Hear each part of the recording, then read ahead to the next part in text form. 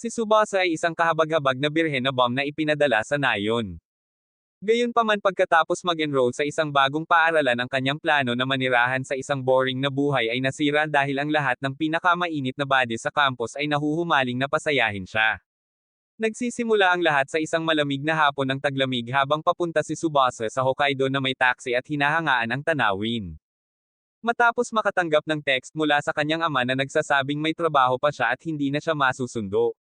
Hinintay niyang makapasok ang driver sa kanyang bayan bago magtanong at matapos masiguro ang driver na alam niya kung nasaan siya bumaba siya.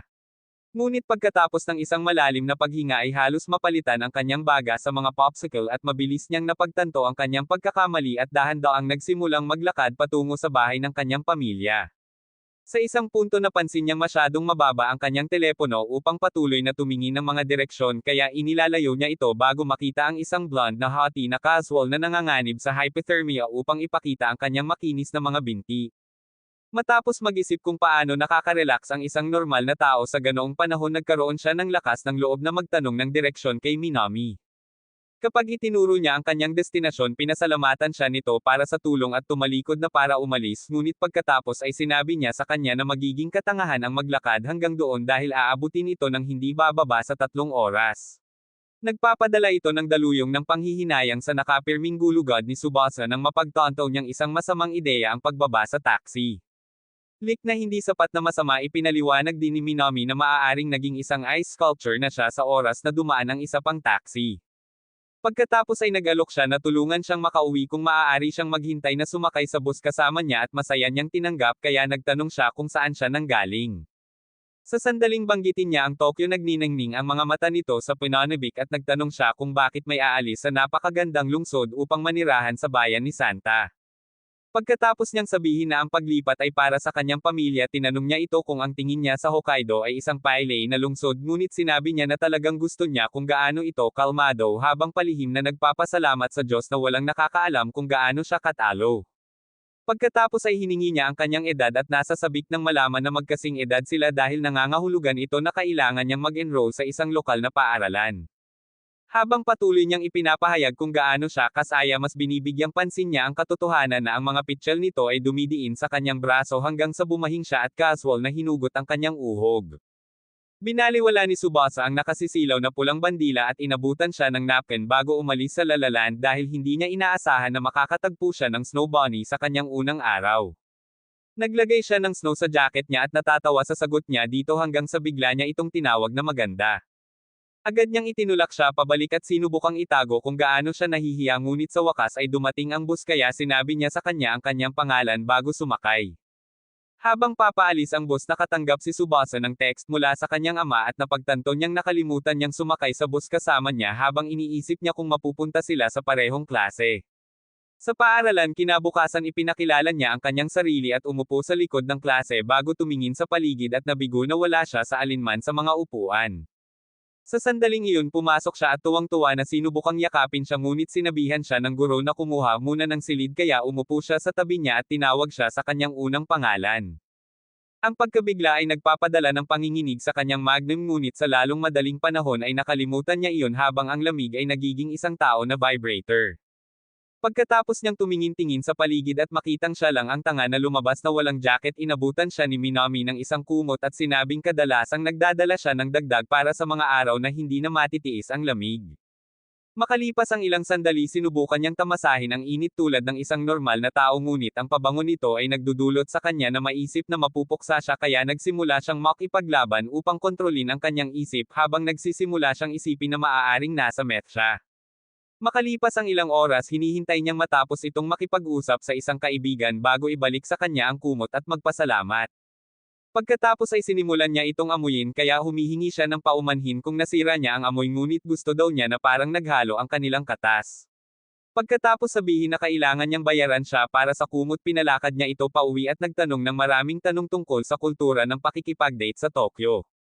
Sa halip na itago ang kanyang kakulangan sa karanasan madali niyang inamin na hindi kailanman aktwal na nakikipag-date bago at nagtanong kung paano nila ito ginagawa ngunit sinabi niya na bumibisita lamang sila sa isa't isa sa bahay dahil ang lamig ay nahihirapang magsaya sa isang araw. Nagdudulot ito sa kanya na isipin na maimbitahan siya sa kanyang lugar para sa isang cuddle session ngunit mabilis niyang ipinaalala sa kanyang sarili na walang 10/10 hottie ang madaling mag-imbite ng isang tulad niya. Ilang sandali pa nakarating na sila sa istasyon ng tren at bigla siyang nagtanong kung gusto niyang pumunta bukas dahilan upang simulan niya ang pagtatanong sa katotohanan mismo. Nang makitang seryoso siya, pumayag itong lumapit kaya hiningi niya ang kanyang numero bago sumakay sa tren. Nang sumunod na hapon nagpakita siya sa kanyang lugar at nanalangin sa mga Diyos ng plano para sa tulong bago tumunog ang kampana. Pagdating sa loob sinubukan niyang tanggalin ang kanyang sapatos at salamat sa Diyos na wala pa siyang nasusubukan ngunit pagkatapos ay sinabihan niya itong pumasok ng mabilis dahil sila lang ang nasa bahay. Sa kabutihang palad ang kanyang mga takot ay humupa kapag dinala siya nito sa sala at ipinaliwanag na siya lamang ang nasa loob ay nangangahulugan na masisiyahan sila sa maiinit na sahig. Habang sinusubukan niyang maging komportable, tinusok siya nito sa kanyang mga paa at tinanong kung may gusto ba siyang gawin ngunit ang patuloy na magkahalong senyales ay nalilito sa kanya kaya umalis siya para kumuha ng yogurt. Pagkatapos humigop sinubukan niyang magtanong tungkol sa tatak ngunit pagkatapos ay nakita niyang puno na ito ng car goddess sa kanyang mga pitchel at samuka. Habang papasok siya sa loob para magpalit na gawa niyang pakalmayan ang demonyo sa kanyang espada ngunit bumalik siya na may perpektong damit para sa palpak na utak at pinirito ang kanyang mga reseptor ng dopamine.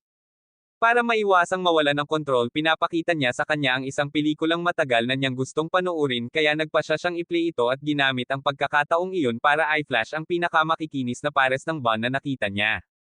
Makalipas ang ilang minuto biglang umikot ang pelikula ngunit ang kahihiyan ni Tsubasa ay biglang napalitan ng gulat nang magsimulang gumawa ng mga nakakatawang ingay si Ninomi habang tinatapik siya ng kanyang paa. Nang makita niyang natutulog lang siya napagtanto niya na marahil ay hindi niya ito nakikita bilang isang lalaki na magpapaliwanag kung bakit siya pabaya sa paligid niya. Makalipas ang ilang minuto nagising siya at nakita niyang natatakpan siya ng jacket nito kaya ipinaliwanag niya na mas lumamig ito at binawi ito bago sinabing kailangan niyang umuwi sa oras. Pagkaalis niya sa wakas ay na-defrost ang utak niya kaya naubusan siya para humingi ng paumanhin sa pagtulog niya buong araw ng magkasama ngunit agad niyang ibinalot ang kanyang scarf sa kanya at nagtanong kung bakit siya lalabas ng walang jacket. Pagkatapos ay sinubukan niyang habarin ang kanyang jacket ngunit pinigilan siya nito at nagpas siyang iregalo siya sa merienda bilang paghingi ng tawad. Pagkatapos simulan ng bagong linggo sa pamamagitan ng pagkuha ng thirst trap selfie si Minami ay sumilip sa Tsubasa sa pasilyo at nakitang interesado siya sa paparating na pagdiriwang ng taglamig. Pagkatapos ay nagpa siya siyang sumama sa kanya at sinubukan niyang kumilos na parang hindi niya ginusto iyon hanggang sa matuno ang yelo sa kanyang utak ng sapat para mapagtanto niya na kaka-set up lang niya ng kanilang unang petsa.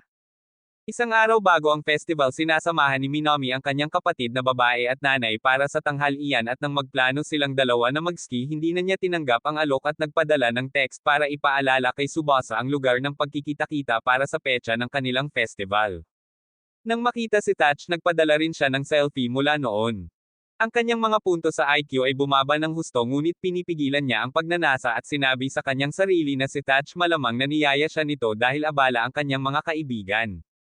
Sa istasyon ng tren kinabukasan nagpapakita siya kung ano ang magiging hitsura ni Zendaya kung mayroon siyang sapat na estrogen at napagtanto ni Tsubasa na tinatahak niya ang mapanganib na tubig sa pamamagitan ng paglibot sa gayong kagandahan kaya agad siyang nagsimula ng isang random na pag-uusap upang maiwasan ang pagtitig sa kanyang mga mata ng masyadong mahaba. Habang nagsisimula siyang magyabang tungkol sa lahat ng mga bagay na narinig niya tungkol sa mga pagdiriwang ng Hokkaido sinabihan siya nito na babaan ang kanyang mga inaasahan ngunit pagdating nila sa festival mas lalong tumaas ang kanyang kasabikan. Nang makakita ng malaking ice sculpture sinubukan niyang magpakuha ng litrato ngunit sinabihan siya nito na huminto sa pag-arte na parang ipinanganak siya noong 90s at hinayla siya palapit para sa tamang selfie. Matapos siyang magdedeliryo ng kanyang pabango nakiusap siya sa kanya na tanggalin ito ngunit tumanggi siya at nagmumungkahi na kumuha ng makakain bago maubos ang mga stand. Habang agad siyang nag-order ng corn dog kumuha siya ng kebab at hinihintay siyang bumalik bago humingi ng unang kagat ng corn dog. Nang agad siyang pumwesto para pakainin siya nito naisipan niyang bunutin ang corn dog sa kanyang pantalon bago ito ay pack-in sa kanya at napagtantong binigyan niya lang siya ng hindi direktang halik.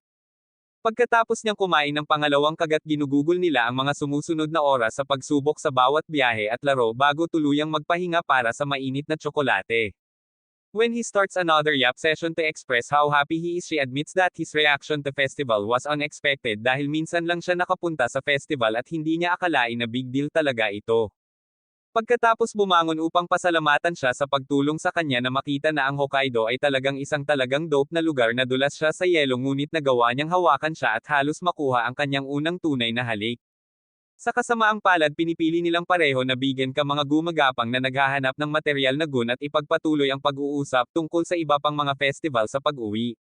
Sa panahon ng tanghalian sa paaralan sa susunod na linggo nagpakita siya sa kanyang mesa at sinabing mayroon siyang isang bagay para sa kanya upang subukan bago ilabas ang kanyang cup noodles. Kapag tinanong niya kung bakit gusto niyang subukan niya ito ipinaalala niya sa kanya kung paano siya patuloy na kumikilos tulad ng isang caveman na unang nakatikim ng tunay na pagkain sa festival. Pagkatapos magbuhos ng mainit na tubig at ihanda ito itinulak niya ang isang buong bahagi sa lalamunan nito at hinintay itong mamulat sa lasa nito bago sabihin na kabayaran iyon para sa corndog na pinakain niya sa kanya. Dahil dito ay namula siya habang naaalala ang hitsura niya sa sandaling iyon at sinimulan niya itong panunokso dahil sa pagiging excited sa isang bagay na napakasimple. Nang tanungin niya kung ano ang dala niya para sa tanghalian binuksan niya ang isang bento box na mukhang gawa ni Wolfgang Puck at agad siyang nagsimula ng isang photoshoot kaya tinanong niya kung gusto niya ng kagat.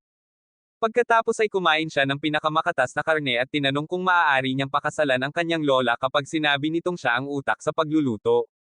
Pagkatapos ng mga klase noong hapong iyon pinasalamatan niya ito para sa cup noodles at sinabi na ang lahat ng ginawa nilang magkasama ay isang bagong karanasan para sa kanya.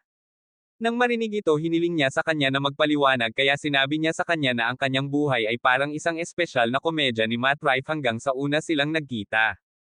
Naging dahilan ito para sabihin ni Minami na tiyak na puno ang kanyang pamilya at kapag tinanong niya kung bakit niya iyon iisipin ipinaliwanag niya na palagi siyang umaarte na parang ipinanganak siya sa isang test tube at lumaki na walang kontak sa labas ng mundo. Sinasabi pa rin ni Tsubasa na hindi niya naramdaman na mayaman ang kanyang pamilya kaya't hiniling niya na lumapit at ang kanyang dibdib ay naging dahilan upang makalimutan niya kung paano tumanggi. Habang naglalakad pauwi pagkaraan ng ilang minuto iniisip niya kung ano ang magiging reaksyon ng kanyang mga kamag-anak ngunit bigla itong umakyat sa isang kuta ng nyebe at sinabihan siyang pumasok sa loob habang ang kanyang mga vanilla bun ay nakaturo mismo sa kanyang mukha. Mabilis siyang tumalikod at sinubukang tumanggi ngunit hinayla siya nito papasok at nagsimulang gumawa ng mga nakakatawang tunog habang pilit niyang pinipigilan ang kanyang espada. Nang tuluyan na siyang makalabas ng kuta nakita niya ang kanyang lola na nakatitig sa kanya na may nakakatakot na tingin sa kanyang mga mata dahil sa tingin niya ngayon ay gusto niyang maging freaky sa publiko. Hindi sapat ang taba ng leg hinawakan ni Minami ang kanyang braso at tinanong kung nabunot niya ito dahil sa sobrang higpit. Nang mapagtanto kung sino si Kon-edi ipinahayag niya kung gaano siya nasasabik na makilala ang henyo sa likod ng mga pagkain ni Tsubasa at nagpatuloy sa pagkislap ng hindi namamalayan na ilang segundo na lang ang layo ni Kon-edi mula sa pagkawala nito. Nang tanungin niya ang uri ng relasyon nilang dalawa mabilis na sinabi ni Tsubasa na magkaklase lang sila kaya ipinaalala ni Kon-edi sa kanya ang isang appointment na kailangan nilang puntahan at hiniling niya si Minami ng ligtas na paglalakad pauwi. Habang naglalakad silang dalawa tinanggap ni Tsubasa na natapos na ang kanyang kamangha-manghang buhay sa Hokkaido ngunit muling nagpakita si Minami at nagtanong kung bakit gumagamit ng payong ang kanyang lola. Nang tanungin ni Kon-edi kung hindi niya nakikita ang nyebe ipinaliwanag ni Minami na talagang mapanganib ang paggamit ng payong dahil maaari siyang madulas at masugitan ng husto tulad ng ginawa niya kanina.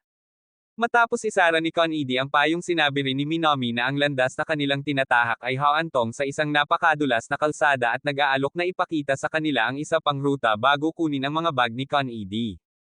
Pagkatapos ay kinokolekta ito ni Tsubasa upang kumilos na parang may pagsasanay sa bahay ngunit napansin din niya na si Minami ay nabalisa sa paraan ng pagtanggi niya sa kanilang pagkakaibigan kaya sumandal siya at bumulong na napakahalaga nito sa kanya. Ito ay agad na nagpapaliwanag sa kanyang kalooban ngunit iyon ay nagsisilbi lamang na pampainit sa gulat na ipinahayag niya nang sa wakas ay makarating sila sa mega mansion na tinatawag niyang bahay. Nang tumalikod na siya para umalis sinabihan siya ni Kon-edi na maghintay man lang ng tsaa at napagtanto niyang nanlambot na siya habang nagbubuhos ng ilang sandali. Sa paraan upang ihain ito sa kanila sinimulan niyang isaalang-alang ang pagtanggap kay Minami bilang kanyang kaibigan ngunit matapos makita na ginawa niyang studio ng larawan ang kanilang guest room nagbago ang isip niya. Noon lang napansin niya ang ngiti sa mukha ni Tsubasa at naalala nito ang nakaraan kung saan ganoon din ang ngiti niya habang pinag-uusapan ang pangarap niyang maging isang mahalagang tao sa lipunan kaya nagpasya siyang huwag gumawa ng anumang bagay na maaaring magdulot ng pag-alis ng ngiti na iyon. Sa klase sa susunod na araw ipinasa ng guro ang kanilang pag-aayos para sa isang paparating na aralin sa ski at nakita ni Tsubasa na siya ay ipinare sa isang sisiw na may lilang buhok na nagngangalang Sayuri. Sa isang bus sa huling bahagi ng linggong iyon binara ni Minami ang mga tainga ni Tsubasa sa walang katapusang rant kung paano siya hindi makapaghintay na ipakita kung gaano siya kahusay dahil sa pagkakaroon ng ego na kapareho ng laki ng isang bagong silang na hamster. Madaling inamin ni Tsubasa na medyo natakot siya kaya nangako siyang aalagaan siya bago ilipat ang kanyang pagtuon kay Sayuri. Kapag sinubukan niyang kausapin siya, kumilos si Sayuri na parang walang katuturan ang kanyang pag-iral kaya't nagtagal siya upang tanggapin ang malupit na pagtanggi bago sabihin kay Tsubasa na matagal na niyang sinusubukang maging kaibigan si Sayuri.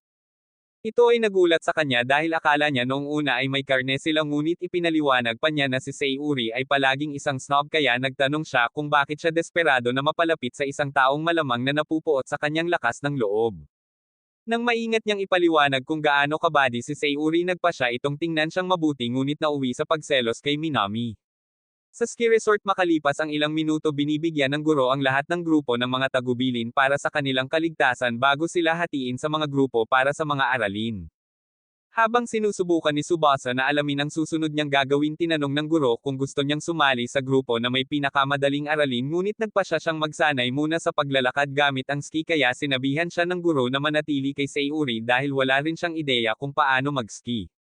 Matapos mangakong susuriin sila paminsan-minsan umalis ang guro at naisip ni Tsubasa na ito ang perpektong pagkakataon para makausap si Sayuri. Sa sandaling mag-hi siya isinuot niya ang kanyang earbuds at nagsimulang maglakad. Pagkatapos ay nagpasya siyang sundan ang kanyang pangunguna at madaling malaman ang bahagi ng paglalakad bago makitang nadulas siya. Nang siya ay bumangon lumipad si Minami upang paalalahanan si Tsubasa na palagi siyang magiging mas mahusay ngunit agad siyang tinawag ng guro pabalik sa grupo kaya umalis siya habang nagtataka siya kung bakit gusto ng isang mahuhusay na body na panatilihin siya sa paligid. Nang biglang tanungin ni Sayuri kung sila ay nagde-date nagulat siya at agad na ipinaliwanag na gusto lang niya itong asarin. Pagkatapos ay pumunta si Sayuri upang pag-usapan kung paano nagkaroon ng perpektong buhay si Minami ngunit sa sandaling napansin niya ang matinding selos na bumubuho sa kanya bumalik siya sa kanyang mapag-isa na estado at umalis upang maiwasang magsalita pa. Habang tinutulungan ni Minami ang isang batang lalaki na matutong mag-ski sa kalaunan ay bumalik ang guro kay Tsubasa at humingi ng paumanhin sa pag-abandona sa kanila bago sabihin na maaari silang magpahinga dahil natapos na ng lahat ang kanilang mga minuto ang nakalipas. Makalipas ang ilang sandali nagpasya siyang kumain sa isang cafeteria upang maiwasan ang isang awkward na sandali kasama si Sayuri ngunit nang mapagtanto na naiwan niya ang kanyang mga chopstick bumalik siya sa bus sa tamang oras upang makita si Sayuri na nagpupuna sa kanyang malambot na mga pitchel. Matapos agad na ipikit ang kanyang mga mata humingi siya ng paumanhin at nanumpa na walang sasabihin kahit kanino ngunit nang tumalikod siya para umalis pinigilan siya nito. Makalipas ang ilang minuto humigop siya ng tubig sa huling kagat ng kanyang pagkain bago sinabi na palagi siyang may problema sa pagpapawis. Ipinaliwanag pa niya na ang pagiging insecure tungkol dito ay humantong sa isang masakit na malungkot na buhay dahil ang lahat ay nagsimulang umiwas sa kanya. Habang tumatagal siya para kumbansihin ang sarili na ang pagsasabi sa kanya ay hindi isang hanggal na desisyon nagtanong siya kung bakit madali niyang ipagtatapat ang kanyang pinakamadilim na sekreto gayong halos hindi sila magkakilala. Pagkatapos sabihin iyon kadalasan ay dahil siya ay isang walang saysay na tao na hindi magkakaroon ng mga bola na sabihin sa sinuman. Inamin niya na ang pakikipag-usap sa isang kapwa loner ay naging komportable sa kanya.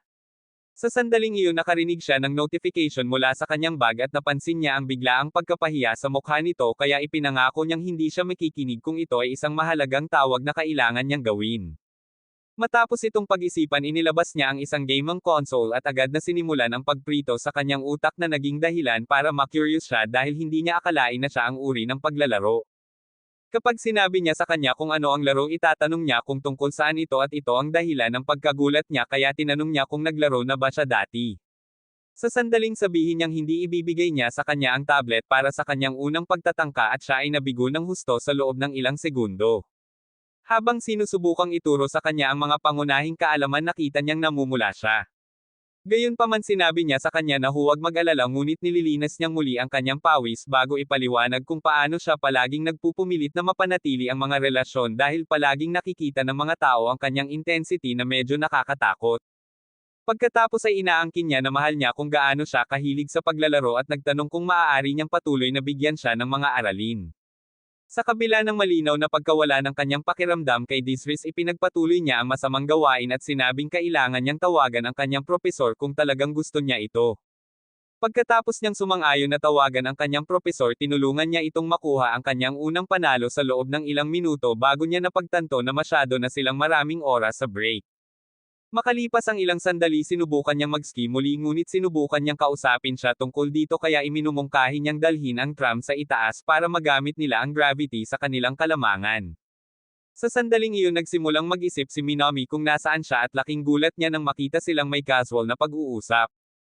Gayunpaman ang kanilang pag-uusap ay lumalabas na lahat, ngunit casual, habang si Sayuri ay natakot at nagtanong kung bakit kahit na siya ay nag-abala sa pag-ski kung wala siyang kahit kaunting ideya kung paano. Pagkatapos ay ipinaliwanag niya ang pagtuturo na nakuha niya mula sa guro, ngunit naiintriga lamang siya kapag sinabi nito na ang adventurous na personalidad ni Minami ay isang malaking dahilan kung bakit gusto niyang patuloy na sumubok ng mga bagong bagay. Nang tanungin niya kung si Tot ang dahilan kung bakit siya naging number 1 simp, itinatanggi niya na mayroon siyang anumang nararamdaman at inamin niya na si Tot Minami ay talagang palaging mabait sa kanya, ngunit ang kanyang kawalan ng kapanatagan ay palaging tila siya ay may lihim na motibo. Sa sandaling makarating sila sa tuktok ng trail, ipinangako niyang kakausapin niya ang Mayami kung gagawin niya ito hanggang sa ibaba nang hindi bumabagsak. Nag-aatubili siyang sumang-ayon, ngunit sinabi niyang kailangan niyang sumama sa kanya, kaya nagsimula silang mag-ski ng magkasama at maingat niyang ipinaliwanag ang lahat ng mga hakbang bago ito pumunta sa ibaba. Sa susunod na sandali nagsimula siyang magtanong kung paano huminto at napagtanto niya na hindi niya sinabi sa kanya, ngunit nagpakita si Minami upang tumulong at ipinaliwanag ang isang ligtas na paraan upang mahulog para hindi siya masaktan. Pagkatapos nilang ligtas na makarating sa ibaba, tumakbo si Tsubasa para masiguradong okay si Sayuri, ngunit sinimula ng guro na sumigaw sa kanilang dalawa, kaya sinabihan niya itong manatili sa likod para mako niya ang buong responsibilidad. Habang si Minami ay nagbibiro tungkol sa kung gaano siya kaseryoso, palaging humihingi ng paumanhin si Sayuri sa palaging pagbabalewala sa kanya, at si Tot ay naging dahilan upang maging kasing pula ng isang stop sign ang aming blonde-hair dummy mommy. Sa bus makalipas ang ilang minuto, nagalit si Minami sa kanilang dalawa dahil sa hindi nila pakikipag-usap sa kanya habang sumisid sila ng mas malalim sa snoozle. Kinabukasan sinubukan ni Tsubasa na manatili sa bahay upang maiwasan ang blizzard, ngunit sinabi ni Kini sa kanya na ang panganib ng kamatayan sa pamamagitan ng hypothermia ay ang tanging paraan upang patunayan na mayroon siya kung ano ang kinakailangan, kaya nagpasalamat siya sa kanya para sa pagsasalita bago lumabas. Ilang sandali pa pinagsisihan niya ang desisyon ni Tot habang dahan-daang nagiging ice sculpture. Sa isang tiyak na punto nagsimula siyang mag-isip tungkol sa paglaban ni Minami sa snow na may pag-asang makakuha ng ilang pagganyak bago marinig ang isang kotse na bumusina sa kanyang likuran at nahulog sa nyebe. Sa susunod na sandali nakita niya ang mukha nito at iniisip na utak niya ang nagbibigay sa kanya ng huling dosis ng kaligayahan bago siya tumikim. Pagkatapos niyang ibalik sa realidad ang kanyang pagsigaw, hinaila siya nito papasok sa kotse at sinabihan siya ng kanyang ina na maging komportable, ngunit nang makita ang malalaking rock sa kanyang dibdib at ang kanyang nakamamatay na card sa mukha, sinimulan niyang hilingin na siya na lang ang mommy niya. Nang ihayag ni Minami na siya ang trust fund na birhen na paulit-ulit niyang pinag-uusapan, sinabi ni May na dapat siyang mag-makeup, ngunit mabilis na ipinaalala ni Minami sa kanya na may asawa pa rin siya. Pagkatapos ay tinanong ni May kung mayroon siyang isang babae sa Tokyo at nag-overreact siya gaya ng dati, kaya sinubukan ni Minami na bigyan siya ng karaniwang pagtulak, ngunit nagsimula siyang humagulgol at nagreklamo tungkol sa pananakit pa rin mula sa aralin sa ski. Pagkatapos niyang ipangako na hindi siya magiging magaspang sa kanya, ginamit ni May ang pagkakataong iyon para magbiro tungkol sa kung paano siya tiyak na dadalhin ni Minami sa maraming round. Agad siyang sinubukang pigilan ni Minami, ngunit patuloy siya sa pagyayakap tungkol sa kung gaano sila kaganda hanggang sa magalit si Minami. Makalipas ang ilang sandali, tinanong niya si Tsubasa kung nakaranas na ba siya ng napakaraming nyebe noon, kaya ipinaliwanag niya kung paano malamang naisipin ng mga tao sa Tokyo ang paglipas ng panahon ng yelo, at sinabi niyang talagang inaasahan niyang makakakita ng maraming tao sa labas dahil sanay na silang lahat. Pagkatapos nilang pareho na ipaalala sa kanya na ang mga Tot sa Hokkaido ay mayroon pa ring mga regular na katawan ng tao na mag-freeze si Tot sa ganoong panahon, tinanong ni Minami kung makakakuha siya ng trabaho para makabili siya ng mga damit at pampaganda para sa taglamig, ngunit tumanggi si May. Habang patuloy silang nag-uusap tungkol dito, napagtanto ni Tsubasa kung gaano sila kalapit at nagsimulang mag-isip kung gaano na sila kaganda bago hinayaan na lumabas muli ang kanyang mga iniisip na naging sanhi ng pamumula nilang dalawa. Nang sa wakas ay nakarating na sila sa paaralan, pinasalamatan niya si Mai para sa pagsakay at nag-aalok siya na ihatid siya anumang oras dahil nakatira sila ng ilang minuto ang layo. Pagkaalis niya sa sasakyan, pinigilan ni Mai si Minami para purihin siya sa paghila ng mainit na ATM ng tao bago siya umakyat at tumakbo sa campus kasama niya. Nang makarating sila sa pasilyo, nakita ni Minami si Sayuri at agad na tumakbo sa kanya para yakapin, ngunit pagkatapos niyang mahulog sa dingding, tinanong ni Tsubasa kung masakit din ba siya at pareho silang nag-uusap tungkol dito habang si Minami ay nagseselos. Sa klase makalipas ang ilang minuto, napansin ni Minami na sa wakas ay nakabili na si Tsubasa ng sarili niyang sweater at kumot, ngunit sinabi niya na maaaring kailanganin niya ang iba pa at binuksan niya ang kanyang jacket. Sa una ay iniisip niya na gusto niya itong isubo sa gatas, ngunit ipinakita nito sa kanya ang mga heating pad sa kanyang shirt bago iabot sa kanya ang ilan. Pagkatapos niyang magpasalamat sa kanya, tinitingnan niya ang kanyang mga gamit at napagtantong wala na siyang lipstick, kaya nag-alok siya na ay escort siya sa tindahan pagkatapos ng klase, ngunit nabigla siya nang marinig ang bahagyang Hokkaido sa kanyang impit. Sa sandaling sabihin niyang siya ay talagang nagiging isang tunay na lokal na Hokkaido, tulad niya sinabihan siya ni Sayuri na huwag isipin na si Minami ay kumikilos tulad ng karaniwang lokal na Hokkaido. Ito ay nakakagulat sa kanilang dalawa, kaya nagsimula siya sa dalawang pinakamalaking puntos na dinadala niya araw-araw at higit pang ipinaliwanag na si Minami ay may mas maraming talento at personalidad kaysa sa karaniwang taong naninirahan sa Hokkaido. Sa sandaling iyon, napansin ni Tsubasa na dinala niya ang kanyang tablet, kaya humingi siya ng mga aralin at habang itinatago niya kung gaano kasarap ang pakiramdam nito, sinabi niya kay Minami ang tungkol sa kanyang kasunduan na tawagan ang kanyang propesor kapalit ng kaalaman sa paglalaro. Nangako si Minami na ganoon din ang gagawin at nakiusap din para sa mga aralin sa paglalaro na naging sanhi ng pagiging emosyonal ni Sayuri bago tanggapin. Kaagad pagkatapos ng paaralan, dinala siya ng mga babae sa mall para maglibot bago ibigay ni Sayuri kay Minami ang kanyang unang aralin sa paglalaro.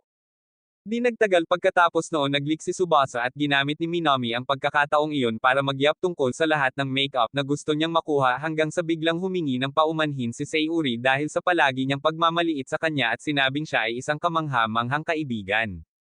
Nang sa wakas ay nakabalik na si Tsubasa, nagpatuloy sila sa pamimili sa natitirang bahagi ng gabi at nagtapos sa isang photoshoot. Nang maglaon ng gabing iyon, nagsimula si Tsubasa sa isang takdang aralin at iniisip kung dapat ba nilang ipatawag ito bago o sa oras ng klase, kaya nagpa siya siyang tanungin si Minami, ngunit ipinadala niya ang unang teksto upang sabihin sa kanya ang tungkol sa kanyang bubble bath.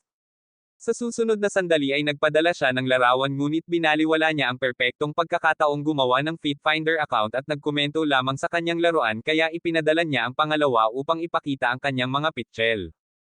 Pagkatapos ay naghihintay siya upang makita kung gumana ang kanyang bitag ng uhaw, ngunit muli kumilos siya na parang hindi niya napansin, kaya tinawag siya nito at sa wakas ay inilagay niya ang ekspresyong hinahanap niya.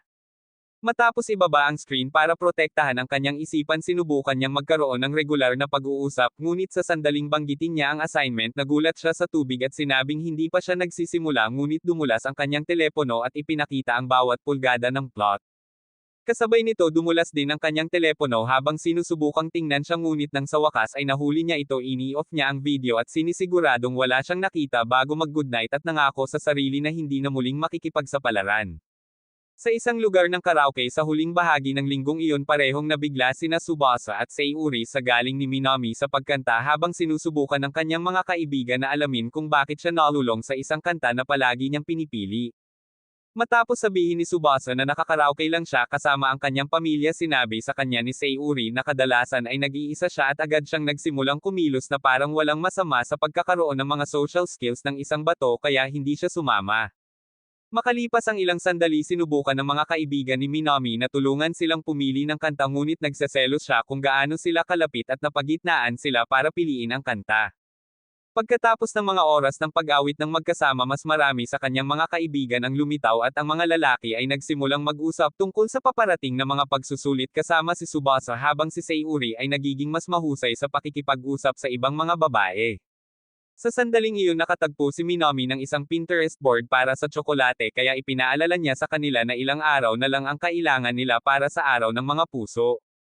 Habang nagsisimulang mag-usap ang lahat tungkol sa mga tsokolate at sa mga karaniwang bagay, iniisip ni Tsubasa kung bibigyan niya siya ng tsokolate, ngunit biglang sinabi ni Matsuo kay Minami na aasahan niya ang kanyang homemade na tsokolate. Pagkatapos nilang lahat ay magsimulang mag-usap tungkol sa kung paano siya karaniwang gumagawa ng isang bangkos ng tsokolate para sa lahat sa klase na bawasan ang pag-aalala ni Tsubasa dahil hindi na niya kailangang mag-alala na hindi makakuha ng ilan. Napansin ito ni Sayuri ngunit nang biglang nagtanong ang isa sa mga batang babae kung gagawa ba siya ng mga tsokolate para sa sino man sinabi niyang mas gagastusin ang pera sa kanyang mga laro. Di nagtagal pagkatapos noon ang lahat ay nagsimulang lumabas at ang mga batang babae ay parehong tumawag sa kanya ng biglaan ngunit nagpasya si Sayuri na hayaan si Minami na ipahayag kung gaano siya nasasabik na makita silang madaling magkasya sa iba. Pagkatapos ay tinanong ni Tsubasa si Sayuri kung may gusto ba siyang sabihin sa kanya ngunit sinabihan niya itong huwag mag-alala kaya nagsimula na silang maglakad pa uwi ngunit ilang sandali lang naabala siya ng isa pang post tungkol sa araw ng mga puso. Nang sumunod na hapon sinubukan niyang gambalain ang kanyang sarili sa isang laro ngunit napupunta sa malapit na tindahan ilang minuto mamaya. Sa sandaling iyon nagpakita si Minami at muntik siyang atakihin sa puso bago sabihin na pumunta siya para kumuha ng mga supply para sa kanyang mga tsokolate. Pagkatapos ay tinanong niya si Sayuri kung mayroon din siyang parehong plano ngunit nagluto si Sayuri ng kasinungalingan tungkol sa pagkaubos ng nail polish at humingi ng tulong sa pagpili ng isang magandang. Makalipas ang ilang minuto ang pink na makeup ay nagpapaalala kay Minami ng Valentine kaya ipinaalala niya kay Sayuri na kailangan niyang kumuha ng mga supply at humingi ng uri ng tsokolate na gusto niya. Matapos sabihin sa kanya ni Sayuri sinubukan niyang umalis ngunit hiniling ni Sayuri na sumama at sinabing gusto rin niyang gumawa ng mga tsokolate para sa kanya. Di nagtagal pagkatapos nito pareho silang nagsimulang umuwi ngunit bigla siyang pinigilan ni Sayuri upang tanungin kung bibigyan ba niya si Tsubasa ng parehong tsokolate gaya ng iba. Nalito si Minami at nagtanong kung bakit niya siya pinalaki kaya sinabi ni Sayuri na ito ay dahil sa kung gaano sila kalapit ngunit sinabi ni Minami na hindi ito seryoso. Pagkatapos ay sinabi niya kay Sayuri na malapit din siya sa kanya ngunit pagkatapos niyang sabihin na naglalaro lang sila ng magkasama pareho silang umalis. Mamaya sa gabing iyon natapos ni Tsubasa ang isang mahabang sesyon ng pag-aaral at nagsimulang maghanap ng ibang paraan para magambala ang kanyang sarili sa pag-iisip tungkol sa kung ano ang maaaring mangyari sa araw ng mga puso. Samantala nagpadala lang ng text si Sayuri kay Minami para humingi ng direksyon kung paano gawin ang mga tsokolate kaya tinawagan siya ni Minami at nagpatuloy sa paglalaan ng ilang minuto sa pagpapaliwanag ng mga hakbang ng detalyado habang pinag-uusapan din kung gaano siya kasabik na makita ang hitsura ng lahat kapag natikman nila ang kanyang mga tsokolate. Sa isang punto tinanong niya si Sayuri kung mayroon siyang ibang iniisip para sa kanyang mga tsokolate ngunit muli niyang itinanggi kaya nagpasya si Minami na huminto sa pagpukpok sa paligid ng bush at nagtanong kung mayroon siyang espesyal na bagay kay Tsubasa. Noon lang nabuhusan niya ng gatas at toyo ang lahat ng tsokolate niya at nadurog ang puso niya kaya binati niya si Sayuri ng good luck sa kanya bago ibinaba ang telepono. Kinabukasan pumunta si Tsubasa sa kanyang locker at ibinaba ang kanyang mga inaasahan bago ito buksan at wala talagang nakita sa loob. Pagdating sa klase napansin niyang medyo namumula ang mga mata ni Minami ngunit pagkatapos niyang iabot sa kanya ang isang piraso ng candy natuwa siya at nangako na tatangkilikin ito. Matapos magpakita si Sayuri at makakuha din ng isang piraso tumakbo si Minami para ibigay sa iba ngunit pagkatapos sabihin ni Matsuo na binaygo niya siya sa hindi pagtupad sa kanyang pangako na gagawin ang mga iyon sa bahay kinuktok siya ni Sayuri sa labas ng silid-aralan at binyantaan na gagawin niya ang kanyang mga bola sa susunod na batch ng mga tsokolate kung sakaling makikipag-usap ulit siya kay Minami sa ganoong paraan. Makalipas ang ilang oras natapos sila sa mga klase at nanatili si Tsubasa kasama si Minami para aipak ang lahat ngunit nang muli siyang nagpasalamat para sa candy sa wakas ay nakipag-break siya. Nang makabalik si Sayuri pinigilan siya ni Tsubasa na umalis at tinanong kung ano ang nangyari kaya ipinaliwanag niya kung paano nasayang ang mga oras na ginugol niya sa paggawa ng mga tsokolate para sa lahat ng isang hanggal na aksidente. Pagkatapos niyang sabihin na dapat niyang makuha ang kanyang pinakamahusay na pagtanto niya kung gaano ito kahalaga sa kanya at nagpasya siyang tulungan siyang pasayahin siya sa pamamagitan ng pagtugtog ng kanyang paboritong kanta sa piano. Sa pagtatapos nito tinanong niya kung paano niya nalaman kaya ipinaalala niya sa kanya na ito lang ang kantang kinakanta niya sa lugar ng karaoke at sinabing ito ang pinakamaliit na magagawa niya para tulungan ang isang taong laging nagpapaganda ng kanyang araw. Nang sa wakas ay nagsimulang muling makaramdam ng saya si Minami pumasok si Sayuri at agad na sinubukang umalis ni Minami dahil sa tingin niya ay gustong ibigay sa kanya ni Sayuri ang tsokolate ngunit iniabot niya ito sa kanya at sinabing hindi siya nagsisinungaling tungkol sa paggawa nito para sa kanya. Habang halos yakapin siya ni Minami hanggang mamatay, sinimulan ni Tsubasa na ipagdasal si Enses dahil akala talaga niya ay ginawa niya ito para sa kanya, ngunit pagkatapos ay iniabot din niya sa kanya ang isa pang balot ng tsokolate at itinago ang kanyang damdamin sa likod ng pagkukunwari ng kanilang relasyong estudyante-propesor. Pagkatapos niyang magpasalamat sa kanya, nagpatuloy sila sa natitirang bahagi ng hapong iyon sa pakikipag-chat at pagsasama-sama ng lahat ng tsokolate. Sa simula ng susunod na linggo, isang senior na guro ang magbibigay sa kanilang lahat ng ulo sa paparating na finals para makapaghanda sila. Sa sandaling umalis siya, sinimulan ni Tsubasa ang paghahanda ng kanyang mga tala para sa isa pang sesyon ng pag-aaral at nakita niya si Minami na may kabaligtaran na reaksyon, kaya nagtanong siya kung bakit ayaw niya sa paaralan. Pagkatapos sabihin sa kanya na ito ay isang nakakainip na paraan upang maging isang alipin ng Matrix, tinanong niya kung talagang natutuklasan niya ito, ngunit ipinaliwanag niya na ang mga pagsusulit ay isang paraan lamang upang makita kung gaano kalaki ang kanyang pagsisikap sa kanyang pag-aaral. Ang pagkarinig nito ay nagbibigay kay Minami ng bagong pananaw sa gawain sa paaralan, kaya iminumungkahi niya na magkaroon ng sesyon ng pag-aaral sa kanyang lugar pagkatapos ng klase. Makalipas ang ilang oras, tinanong ni Sayuri kung bakit kailangan niyang sumama, kaya ipinaliwanag ni Minami na mas magiging masaya kung sila ay magkasama. Nang tanungin ni Sayuri kung naghahanap lang siya ng paraan para magsaya, sinabi niyang gusto niya talagang mag-aral kahit minsan lang dahil napakahalaga ng finals. Sa sandaling makarating sila sa kanyang bahay, tumungo siya sa kusina para kumuha ng inumin at nagtanong si Sayuri ng direksyon patungo sa kanyang silid. Sa pag-akyat, tinanong niya si Tsubasa kung bakit hindi muna siya nagtanong, kaya sinabi niya sa kanya ang tungkol sa oras na pumunta siya para makipag-hangout sa kanya. Nang makita niya ang kaina-hinalang hitsura sa kanyang mukha, sinabi niyang walang nangyari sa pagitan nila, kaya nagpa siya siyang hayaan itong dumausdas. Ngunit sa pagpasok nila sa Barbie Wonderland, tinawag ni Minami ang kanyang silid. Nagsimulang mangarap si Tsubasa tungkol sa kanyang pagbabago at mabilis na napansin ni Sayuri. Matapos magpakita si Minami na may dalang soda, umupo silang lahat at naalala ni Sayuri na ang soda ang paborito niyang inumin. Ngunit si Tsubasa sa walang sorpresa ay nagsabing hindi pa niya ito nakita. Pagkatapos ay ibinuhos sa kanya ni Minami ang isang tasa at tulad ng lahat ng ibinigay niya sa kanya, sinabi niyang mahal niya ito, kaya tinanong niya kung anong paksa ang gusto nilang simulan. Pagkatapos magmungkahi ni Tsubasa na magtanong sa isa't isa tungkol sa kasaysayan, nasasabik si Minami na magsimula, ngunit nang itanong niya ang unang tanong, napagtanto niya na ang hindi mabilang na Kuroko Nights ay may ginawa sa kanyang utak. Ilang sandali matapos niyang ipaliwanag ang sagot, itinanong ni Sayuri ang pangalawang tanong at si Minami ay muling walang ideya kung ano ang sagot. Nang sa wakas ay nakarating na sa kanyang turn, sinabi niya sa kanya ang tungkol sa ilang hanggal na mint na palaging pinag-uusapan ng kanyang ama at agad na nagsimulang magliwanag si Tsubasa. Ngunit sinabi sa kanya ni Sayuri na ihinto ang pagkilos dahil ang piraso ng impormasyon na iyon ay ganap na walang silbi.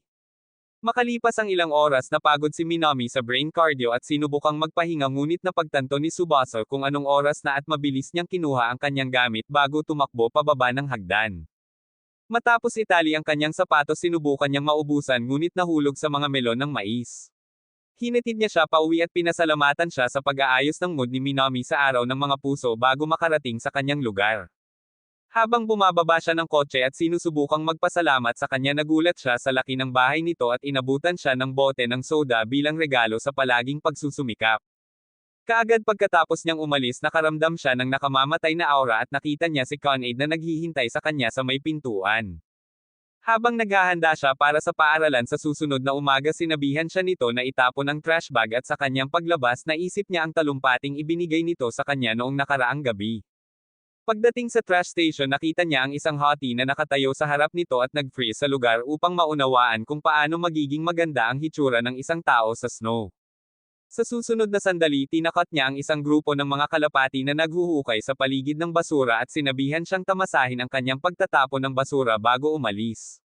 Sa klase mamaya sa umaga na iyon, sinabi sa kanya ni Minami na ang sisiw ay kailangang maging isang senior na nagngangalang Rina Dat ay nang ibabaw sa kanilang beauty pageant sa loob ng maraming taon. Pagkatapos manalangin na muling magkatawang tao bilang kambal ni Rina, tinanong ni Minami kung gusto niyang magkaroon ng isa pang sesyon ng pag-aaral sa kanyang lugar kasama si Sayuri, ngunit tinanggihan niya ang alok at sinabing kailangan niyang mag-aral ng mag-isa para talagang tumutok. Nang makita kung gaano siya kalungkot, ipinangako niya na kailangan lang niya ng dagdag na espasyo upang maiwasang sabihin sa kanya na malamang na ipako siya ni Con-Aid sa cruise kung makikipag-hangout siya muli sa kanya. Pagkatapos ay nagpasya si Minami na magkaroon ng sesyon ng pag-aaral kasama si Sayuri, ngunit tumanggi din siya at pinaalalahanan si Minami na ang ginawa lang nila ay nag-usap pagkatapos niyang umalis. Makalipas ang ilang oras sumama si Minami kay Sayuri para sa tanghalian sa kabila ng kanyang kahilingan para sa ilang oras na mag-isa para magtrabaho sa kanyang laro. Pagkatapos niyang sabihin na pinalayas siya ni Tsubasa na mag-aral mag-isa, sinabihan siya ni Sayuri na huwag magalit dahil malamang na marami siya sa kanyang plato. Habang patuloy silang nag-uusap, sinubukan ni Tsubasa na ion ang kanyang utak sa silid-aklatan, ngunit pagkatapos ay nakarinig siya ng hilik at nakita niya si Rina na natutulog sa front desk. Sa kabila ng katotohanan na para siyang warthog sa init, muli itong nawala ng pakiramdam sa kagandahan nito hanggang sa magising ito at tumirik ang mga mata sa kanya. Agad siyang tumalikod at sinubukang ibalik ang kanyang atensyon, ngunit tumabi siya sa kanya at ipinaliwanag na kasama siya sa komite ng aklatan upang bumawi sa katotohanang natutulog siya sa trabaho. Pagkatapos niyang sabihin na hindi ito mahalaga sa kanya, tinitingnan niya ang equation na sinusubukan niyang lutisin at ipinakita sa kanya ang sagot bago batiin siya ng swerte at umalis. Pagkatapos ng klase sa araw na iyon, nakita niya si Conade na naghihintay sa kanya sa may pintuan at natatakot na baka sa wakas ay napagod na siya sa kanya, ngunit ipinaliwanag niya na kailangan lang niya ng kaunting pagsasanay upang gamutin ang kanyang kamakailang tendensya na magkaroon ng mga masamang balak. Sa isang silid ng seremonya, makalipas ang ilang sandali, ipinaliwanag niya ang kahalagahan ng paggawa ng tamang Japanese tea at sinubukang bigyan siya ng leksyon, ngunit narinig nila ang doorbell kaya nagpasya siyang tingnan ito. Sa susunod na sandali, nakita niya si Rina na sinusubukang ibigay ang bulletin ng kapitbahayan at sinubukang maghay, ngunit nahulog siya sa kanyang kimono at ibinaba ang bulletin upang mas malapit hanggat maaari. Sa sandaling iyon, lumabas si Conade at muntik nang mawala ito, ngunit mabilis na kinuha ni Rina ang bulletin at sinabing pinigilan niya itong mahulog bago ito ibigay at umalis. Pagkatapos ay bumalik si Conade sa loob para sa mga aralin, ngunit pagkatapos makita na nahuhumaling pa rin siya sa kagandahan ni Rina, nagpasya siyang baguhin ang kanyang diskarte at nangakong ipapadala siya pabalik sa Tokyo kung mabibigo siyang maging bahagi ng nangungunang 10 mag-aaral pagkatapos lumabas ang mga resulta para sa finals. Sa kanyang pagpunta sa paaralan sa susunod na araw, nagsimula siyang mapagtanto na ang pakikipag-usap sa mga babae ay talagang naging sanhi ng kanyang pagkagambala, kaya nagpasya siyang mas seryosohin ang kanyang pag-aaral. Sa sandaling iyon, nagpakita si Rina at sinabing talagang hinihintay niya itong makita, ngunit ang mapurol na ekspresyon sa mukha nito ay nag-aalala sa kanya, kaya tinanong niya kung nasangkot siya sa problema dahil sa kanyang pagkagumon sa tradisyonal na damit. Matapos sabihin na nag-aalala lang siya sa kanyang pag-aaral, nagsimula silang maglakad ng magkasama at humingi siya ng tawad sa nangyari bago siya mag-alok na mag-tutor sa kanya kung talagang kailangan niya ng tulong. Tumugon siya sa pamamagitan ng pasasalamat sa kanya, ngunit malumanay na tinatanggihan ang alok, kaya tinanong niya kung nakikita niya siya bilang isa sa mga hot chicks na walang anuman kundi kolorete sa kanilang mga ulo. Pagkatapos ay humihingi siya ng paumanhin sa pagiging bastos at ipinaliwanag na gusto niyang makakuha ng pinakamataas na marka, ngunit pagkatapos sabihin na hindi ito magiging problema, ipinahayag niya na siya ang palaging may pinakamataas na marka sa buong paaralan. Dahil dito napagtanto niya na nalutas niya ang equation mula kahapon sa loob ng ilang segundo nang makita niya ito, kaya nakiusap siya sa kanya na maging tutor niya. Pagkatapos sumang-ayon na tulungan siyang maging matalino, sinabihan siya nito na magsimulang pumunta sa isang storage room sa library sa halip na umupo sa mga regular na mesa hanggang sa magkaroon sila ng privacy. Nang tanungin niya kung hindi ba magiging problema ang pagkuha ng silid sa kanilang sarili, ipinaalala niya sa kanya ang kanyang posisyon sa komite ng aklatan, ngunit pagkatapos ay nag-click ito na sa wakas ay magtatagal silang magkasama sa isang pribadong silid. Makalipas ang ilang minuto, si Minami at ang isa sa kanyang mga kaibigan na nagngangalang Erika ay nagreklamo sa isa't isa tungkol sa stress na kailangang mag-aral ng husto para sa mga pagsusulit. Habang naghahanda na silang tumungo sa klase, nakita ni Erika si Tsubasa na papalapit sa pasukan, kaya sinabi niya kay Minami na pagkatapos ay nagpasya na ilabas ang kanyang pagkabigo sa kanya. Nang makita siyang kasama ni Rina, natigilan siya sa pagkabigla at nakinig habang pinapaalalahanan siya ni Rina na makipagkita sa lihim na lugar bago pumasok sa loob. Sa halip na ma-insecure sa katotohanang, ibinalik niya ang kanyang mabagal na utak para sa isang tao na hindi nagsasayang ng matrikula. Tinanong niya kung paano niya maililihim ang relasyon nila ni Rina, isinasaalang-alang ang katotohanan na siya ang pinakamalaking tagahanga ni Rina. Ito ay nagpapaalala sa kanya ng oras na sinabi niya sa kanya kung gaano kahanga-hanga si Rina, kaya sinabi niya sa kanya kung paano nagsimula ang lahat bago sila makarating sa klase. Di nagtagal pagkatapos noon tinanong niya kung pag-aaralan niya itong muli ngunit tinanggihan niya ang alok at nagsimulang sumama ang pakiramdam tungkol sa paggugol ng walang oras sa kanya. Naalala niya tuloy ang sinabi ni Kinid at agad na tumungo sa library para sa study session nila ni Rina. Pagdating sa loob tinanong niya kung anong paksa ang gusto niyang simulan at halos hilingin niyang magsanay ng biology gamit ang kanyang mga drumstick ngunit pagkatapos mag-lock nagpa siyang magsimula sa matematika. Pagkatapos ay tinitingnan niya ang ilan sa kanyang mga gawa at sinabing magaling na siya dito ngunit humihingi siya ng higit pang pagpuna upang maperpekto niya ang kanyang mga kalkulasyon. Makalipas ang ilang oras narinig nila ang huling anunsyo para sa pagsasara ng paaralan kaya nagpa siyang tapusin ang mga aralin sa araw. Kapag tinanong niya kung maaari ba nilang ituloy ito hanggang sa araw ng pagsusulit itinanong niya kung bakit siya nagsisikap na makapasa. Ang tanging sinasabi niya ay ang kanyang relasyon sa ilang mga tao ay nakasalalay sa kanyang pagkuha ng isang kahangahangang marka kaya ipinangako niya na patuloy na tutulong ngunit sinabi niyang kailangan niya itong isama sa isang petsa bilang kanyang gantimpala sa pagtulong sa kanya na makamit ang kanyang layunin. Makalipas ang ilang gabi sinubukan ni Minami na tamasahin ang kanyang paboritong palabas ngunit ipinaalala sa kanya ni Momoko ang mga pagsusulit at tinanong kung bakit hindi siya nag-aaral. Kapag sinabi niyang wala lang siya sa mood sinabihan siya ni Mai na huwag mag-abala sa pagbukas ng libro kung hindi niya gusto at mag-alok sa kanya ng soda. Pagkatapos tumakbo para kumuha ng tasa tinanong niya si Mai kung bakit kakaiba ang tibok ng kanyang puso kamakailan ngunit sa halip na magbigay ng tamang payo tulad ng isang tunay na magulang itinanong ni Mai kung wala siyang nagawa dahilan para mapahiya siya. Samantala katatapos lang ni Tsubasa ng isang virtual na sesyon ng pag-aaral kasama si Rina kaya pinasalamatan niya ito sa lahat ng tulong niya sa loob ng isang linggo ngunit sinabihan siya nitong huwag mag-alala dahil sulit ang lahat ng pagsisikap sa kanilang date. Pagkatapos ng tawag sinubukan niyang kumuha ng ilang minuto ng pag-aaral bago matulog ngunit dinalhan siya ni Kini ng merienda sa gabi at tinanong kung handa na ba siya. Nang sa wakas ay dumating ang unang araw ng pagsusulit nasa sabik si Minami dahil hindi na niya kailangang mag-aral habang triple ang pagkabalisa ni Sayuri dahil magdamag siyang naglalaro muli.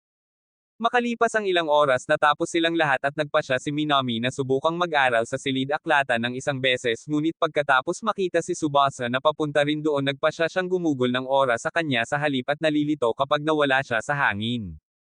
Maaga sa susunod na araw sinabi niya sa kanya ang tungkol dito ngunit sinabi niya na marahil ay nagkamali lamang siya at nakumbinsi ang kanyang sarili na ang pagsisinungaling tungkol sa kanyang pribadong mga aralin kay Rina ang tanging paraan upang makamit ang kanyang layunin. Makalipas ang isang linggo nagalit si Minami sa kanyang score at sinabi kay Sayuri na dapat ay nag-aral pa siya ng kaunti bago hingin ang kanyang marka. Matapos niyang ipasa ang katotohanan na nakakuha siya ng mas mataas sa mahigit 100 estudyante sinubukan ni Minami na gambolain ang sarili kay Tsubasa ngunit napagtanto nilang umalis na siya.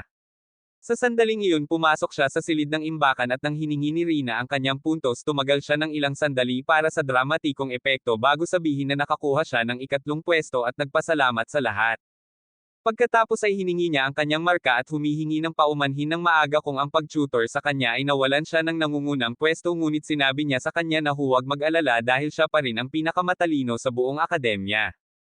Nang makamit ang kanyang layunin ipinaalala niya sa kanya ang kanilang kasunduan sa petsa at sinabing inaasahan niya ito. Noong Sabado ng umaga umakyat si Mei sa kwarto ni Minami para tanungin kung may gusto siya sa mall ngunit nagpatuloy siya sa pag-arte na parang nagulat siya. Samantala sinabi ni Tsubasa kay Kaned ang tungkol sa kanyang mga plano na lumabas kasama ang isang kaibigan ngunit sa paglabas napagtanto niyang maaga siya ng ilang minuto. Noon pa lang nakita niya si Rina at pilit niyang pinapaniwalaan kung gaano siya kaganda habang ipinaliwanag niya na maaga rin siyang lumabas dahil sa sobrang kasab-ikan. Matapos mawala ang gulat na makita ang ganoong kagandahan sa malapitan lumabas sila ngunit sa isang lugar sa linya ng paglalakad ng magkasama nakita sila ni Mei at nagpas siyang i-text si Minami. Sa sandaling iyon napansin ni Rina ang labis na pagtitig ni Tsubasa at tinanong niya kung masama ang kanyang makeup ngunit ipinaliwanag niya na walang sinuman ang gumanda sa isang kimono. Pagkatapos pasalamatan siya para sa papuri tinanong niya kung may lugar ba siya dahil hindi naman talaga nila napag-usapan kung saan sila pupunta ngunit humihingi siya ng paumanhin dahil wala siyang pinaplano dahil halos wala siyang alam kahit saan sa Hokkaido. Pagkatapos ay sinabi niyang wala siyang pakialam kung saan sila pupunta basta makakasama niya ito at habang nawawala ng pag-aandar ng motor ang kanyang utak dahil sa kanyang mapanganib na kagandahan nakita ni Minami ang text mula sa kanyang ina. Sa mall mamaya sa araw na iyon nakipagkita si Sayuri kay Minami na pagkatapos ay ipinakita sa kanya ang mga lovebird ngunit kumikilos na parang interesado lamang siya sa kimono ni Rina. Nang tanungin ni Sayuri kung hindi niya napansin na nagde-date sila ipinakita sa kanya ni Minami ang text mula kay May at sinabing pumunta lang siya para mag-espiya dahil na-curious siya kung ano ang hitsura ni Rina na wala ang kanyang uniforme. Pagkatapos ay tinanong ni Sayuri kung bakit niya siya tinawag at nang sabihin ni Minami na naisip niya na magiging kawili-wili din ito sa kanya inamin ni Sayuri na medyo naiintriga siya kaya hinayla siya ni Minami upang ipagpatuloy ang paghabol sa kanila. Sa arcade section makalipas ang ilang minuto nakakita si Rina ng stuffed bear na matagal na niyang gusto at sinabi niya kay Tsubasa kaya nag-alok siyang manalo para sa kanya. Pagkatapos ng maraming nabigong pagtatangka na dismaya si Sayuri at sinubukang ipakita sa kanila kung paano ito ginawa ngunit pinigilan siya ni Minami hanggang sa wakas ay nakakuha siya ng isang bagay ngunit ito ay naging isang nakakatuwang laki ng teddy.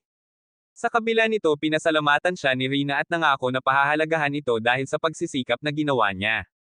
Habang natulala siya sa kagandahan nito sinabi ni Minami kay Sayuri kung paano niya palaging iginagalang ang paraan ng ginagawa ni Tsubasa para mapasaya ang lahat sa kabila ng katotohanang wala pa rin siyang alam tungkol sa buhay sa Hokkaido. Pagkatapos niyang sabihin iyon gusto niyang maging ganoon siya. Mabilis niyang sinubukang i-rephrase ito upang pigilan si Sayuri na malaman kung ano ang nararamdaman niya para sa kanya ngunit pagkatapos ay nakita niyang sinusubukan ni Sayuri na alisin ang laman ng buong arcade. Noon lang nakita nilang umalis sina Tsubasa at Rina para manood ng sine ngunit pinabagal ni Sayuri ang misyon na kumuha ng mga bag para sa kanyang mga laruan at nag-alok ng bag kay Minami bilang paghingi ng tawad kapag nawala sa kanila ang mga lovebird.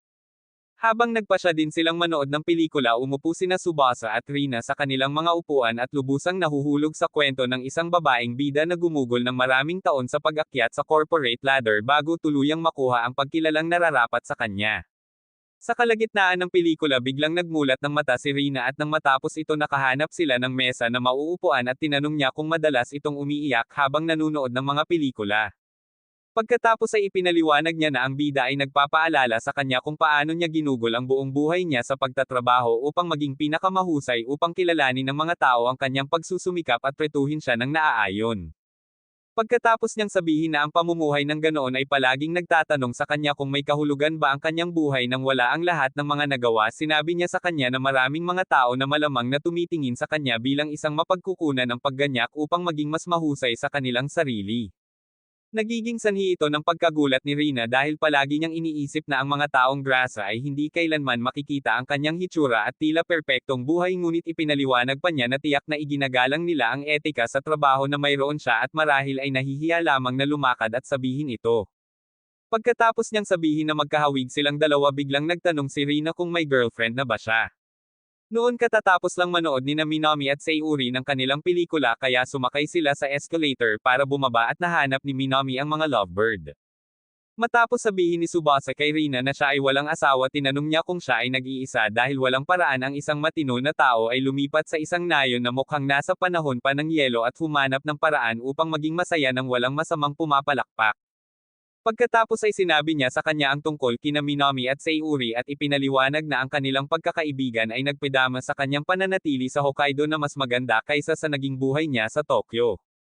Habang pareho silang gumagapang sa likod ng upuan upang makinig sinabi niya kay Rina na ang pagkikita nila ay isa pang kapana-panabik na karanasan at nagtanong kung gusto niyang makipag-hangout kasama ang mga babae sa hinaharap. Sa sandaling sabihin niyang oo lumabas si Minami mula sa pagtatago kasama si Sayuri upang sabihin na maaari silang magsimulang mag-hangout kaagad. Nang marinig ito napagtanto ni Tsubasa na sila ay nakikinig at nagtanong kung narinig nila ang lahat ngunit sinabi niya na narinig lamang nila si Rina na pumayag na maging magkaibigan. Nang tanungin ni Rina kung sino sila ipinakilala niya sila ngunit nagalit si Minami sa kanya dahil sa hindi niya ipinaliwanag kung gaano sila kahalaga ng detalyado. Ang panunood sa kanila na nag-uusap ay napagtanto ni Rina kung gaano sila kalapit sa isa't isa ngunit pagkatapos ay si Minami ay nagsimulang nanlilisik tulad ng mga tagahanga ni Taylor Swift at nagtanong kung maaari niyang hawakan ang kanyang kamay. Matapos hayaan ni Rina na hawakan niya ito tuluyan na itong nawala ni Minami at nangakong hindi na siya maghuhugas ng kamay ngunit napagod si Sayuri sa walang hiyang gawaing fangirl at sinabihan siyang magpahinga. Nang napagtanto ni Rina kung bakit itinuturing ni Tsubasa na mahalaga ang kanilang pagkakaibigan, nagpakita si Mei at pinuri siya para sa pagkuha ng 3 badis ng sabay-sabay bago mag-alok na gugulin ang mga kita sa araw na ito upang tretuhin sila ng inihaw na karne ng baka. Sa isang restaurant makalipas ang ilang minuto, kumain si Minami ng unang kagat at dinadala ang kanyang taste bud sa langit. Habang ipinapaliwanag niya kung gaano kasarap ang lasa nito, kumagit din sina Sayuri at Rina at umaktong parang unang beses lang silang nakatikim ng karne. Kaya nagsimulang maghanda si Mei ng isang bangkos ng karne para kay Tsubasa para makuha niya ang kanyang unang lasa. Pagkatapos ng isang kagat, ang kanyang pag-ibig para sa Hokkaido ay umabot sa bagong taas at ang mga babae ay nagsalit-salit na nagtuturo sa kanya kung paano kumain ito hanggang sa tawagin siya ni Mei na maswerte dahil sa casual na pakikipag-date sa pinakamainit na babae sa nayon. Gaya ng dati, umaarte siya na parang wala siyang ideya kung ano ang ibig niyang sabihin, kaya itinuro niya ang katotohanan na sina Rina at Sayuri ay parang gawa ni Aphrodite. Matapos hilingin ang kanyang papuri, sumang-ayon si Minami na nasa ibang antas si Rina, lalo na dahil muli siyang nanguna sa buong paaralan sa mga pagsusulit. Nang marinig ito, tinawag siyang swerte ni Sayuri, ngunit agad na ipinaliwanag ni Minami na walang kinalaman ang swerte sa hindi mabilang na oras na ginugol niya upang maging body na may utak na mas malakas kaysa kay Einstein. Naging sanhi ito upang maging emosyonal si Rina at nang sabihin sa kanya ni Tsubasa na tiyak na mas maraming tao ang nakakakita kung gaano siya nagsumikap, pinasalamatan niya ito sa pagtiyak na alam niya ito. Makalipas ang ilang minuto, nagsimula silang lahat na lumabas, ngunit pinigilan siya ni Minami upang tanungin kung nililigawan niya si Rina, at pagkatapos niyang sabihin iyon, sinabihan niya itong maghanda para sa isang tunay na petsa sa kanya. Sa paaralan makalipas ang ilang araw, nahuli si Sayuri ng hindi pangkaraniwang mataas na antas ng pananabik ni Minami hanggang sa ipaalala niya sa kanya na bukas ay White Day upang magsauli ng mga regalo mula kay Valentine. Tulad ng sinabi ni Sayuri na walang sino man ang sineseryoso ito, nakita nila si Tsubasa na umaakyat sa hagdan kaya tinutokso siya ni Minami tungkol dito, ngunit sinabi niya na talagang pinag-iisipan niya ito nitong mga nakaraang araw. Makalipas ang ilang sandali, pinigilan siya ni Matsuo na pumasok sa silid-aralan at itinabi siya para ipaliwanag kung gaano siya kadesperadong ayusin ang relasyon nila ni Minami pagkatapos ng nangyari noong Valentine's Day. Pagkatapos ding sabihin sa kanya kung paano pinagbantaan ni Sayuri na durugin ang kanyang mga mani noong hapong iyon, sinabihan siya ni Tsubasa na huwag mag-alala tungkol sa kanya dahil tiyak na nakalimutan na niya ang tungkol sa kanya mula noon. Sinabi pa niya na ang simpleng paghingi ng tawad kay Minami ay maaayos ang lahat at malamang na makita din ni Sayuri na hindi siya ang kalahating utak na tanga na malamang na iniisip niya. Pagkatapos magpasalamat sa kanya para sa payo, tumakbo si Matsuo upang simulan ang pagpaplano ng kanyang paghingi ng tawad. Nang maglaon sa araw na iyon, humingi ng tulong si Tsubasa kay Kanev na gumawa ng merienda na gusto niya habang lumalaki, at nang tanungin niya kung bakit napakahalaga ng White Day, ipinaliwanag niya na ito ang perpektong pagkakataon para mapangiti ang mga taong pinapahalagahan niya. Kinabukasan si Matsuo ay nagkaroon ng ilang oras na mag-isa kasama si Minami at humingi ng tawad sa kaibuturan ng kanyang kaluluwa bago siya iniabot sa kanya ng isang kahon ng pie at nagtanong kung maaari pa silang magpatuloy sa pagiging magkaibigan. Pagkatapos niyang tanggapin ang kanyang paghingi ng tawad at sabihing nakalimutan na niya ang nangyari, pumasok si Tsubasa kasama si Sayuri at sinabing naghihintay sila sa standby kung sakali. Pinili ni Minami na tumugon sa pamamagitan ng pagsira sa kanyang mukha. Dahil nagpasya din si Sayuri na tanggapin ang kanyang paghingi ng tawad, binigyan din niya siya ng isang kahon ng pie bago ibahagi ni Tsubasa ang kanyang rice crackers. Umuwi pagkalipas ng ilang oras, pinasalamatan niya si Kanev para sa kanyang tulong at sinabing minahal sila ng lahat bago humingi ng recipe para mai-text niya ito kay Minami. Pagkaraan ng ilang sandali, ipinadala niya ito sa kanya, ngunit pagkatapos ay tinext siya ni Matsuo upang tanungin kung gusto niyang mangisda sa katapusan ng linggo. Matapos itong mapag-isipan, napagtanto niya na ito ay isang perpektong pagkakataon upang sumubok ng bago at sumang-ayon dito. Pagkalipas ng mga araw, dinala siya ni Matsuo at ng kanyang ama sa isang sikat na lugar ng pangingisda, at pagkatapos magpas siyang umalis ng mag-isa, ipinaliwanag ni Matsuo ang kultura ng pangingisda ng Hokkaido para mapabilis siya. Noon pa lang nakita sila ni Minami at ipinaliwanag niya kung paano gustong-gusto ng kanyang ama na ilabas ang buong pamilya para mangisda sa tuwing magkakaroon siya ng pagkakataon. Nang marinig ito, tinitingnan ni Tsubasa kung sa wakas ay oras na para harapin ang kanyang magiging biyenan, ngunit sinabi ni Minami na bumalik na sila sa kotse pagkatapos ng ilang oras na hindi nahuli ang anumang bagay. Nang tanungin ni Matsuo kung maaari siyang sumali sa kanila sa halip sinabi rin ni Tsubasa na ito ay isang magandang ideya kaya pumayag siya at ginugol ang susunod na ilang minuto sa pagtulong kay Matsuo na mag-set up ng isang lugar habang nanunood si Tsubasa. Pagkatapos sabihin kay Tsubasa na asahan ang isang piging ng pritong isda inihanda ni Matsuo ang pain at nasa sabik na mahuli ang pinakamaraming maaari. Ngunit makalipas ang mahigit isang oras pareho silang nainip sa paghihintay habang nakatutok si Minami sa kanyang telepono. Nang sabihin niyang malamang na hindi maganda ang napili nila nagpasya si Matsuo na tingnan ang kanyang ama at maghanap ng bagong lokasyon.